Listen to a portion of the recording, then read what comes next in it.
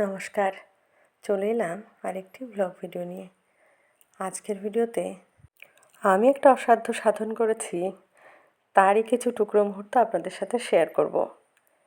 এই যে দেখুন, দুধ, চিনি, গুড় বা মিষ্টি দিয়ে শিরা তৈরি করা হয়েছে।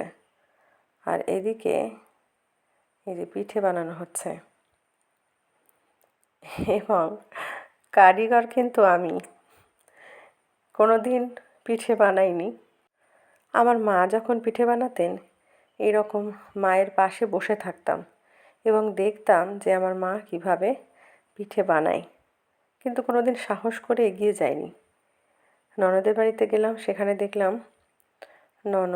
ননদের ননদ মানে আমাদের দিদি সবাই রেডি করছে, মানে পিঠে বানানোর জন্য এই সমস্ত তৈরি করছেন।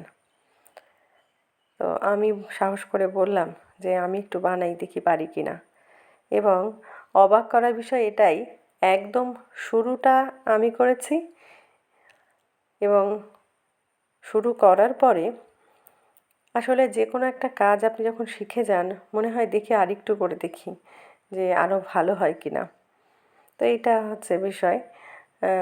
বানানো শুরু করলাম।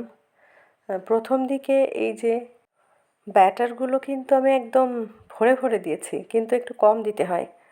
ওই দিদি আর আমার ননদ বলল যে এগুলো একটু কম দিলে তাহলে ভালো ফুলবে, মানে ফোলার জন্য তো একটা জায়গা চাই।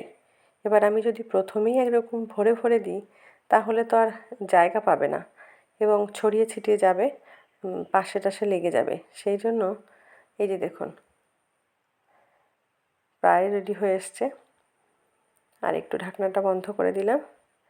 এবার এই যে খুব ভালোভাবে আর হ্যাঁ, যেটা জানার বিষয় সেটা হচ্ছে, এই যে পাশ থেকে যে ধোঁয়া উঠছে, মানে যখন আপনি ঢাকনাটা বন্ধ করবেন দেখবেন বাষ্প বের হবে সাইড থেকে।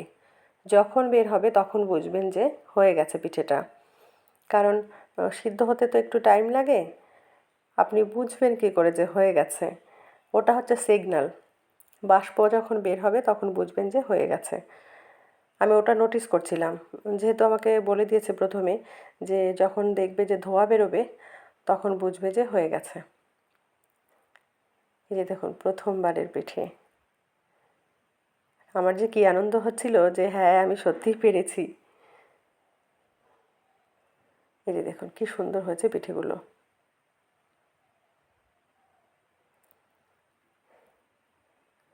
আমার মাকে দেখতাম এইভাবে কাঁচি দিয়ে এরকম ঘুরিয়ে ঘুরিয়ে পিঠে তুলতে, এবং সেই যেভাবে আমার মা তুলতো সেটা কিন্তু আমার মনে পড়ে গেছে, এবং সেইভাবেই কিন্তু আমি চেষ্টা করেছি এবং চেষ্টা কিন্তু সফল, সেটা কিন্তু আপনারাও দেখতে পাচ্ছেন। ভীষণ ভালো লাগছে যে যে কোনো কাজ, একটা নতুন একটা কাজ শিখলাম। আমার এ বাড়িতে আসার পরে পিঠে আমার শাশুড়ি মাই বানান। পাটিসাপটার পিঠেগুলো আমি মাঝে মধ্যে একটু ট্রাই করি, মানে মা যখন বানায়, মা বানানোর পরে আমি দেখে নিয়েছি যে কীভাবে বানায়, তারপর কিন্তু বাকিগুলো মাঝে মধ্যে আমি বানাই।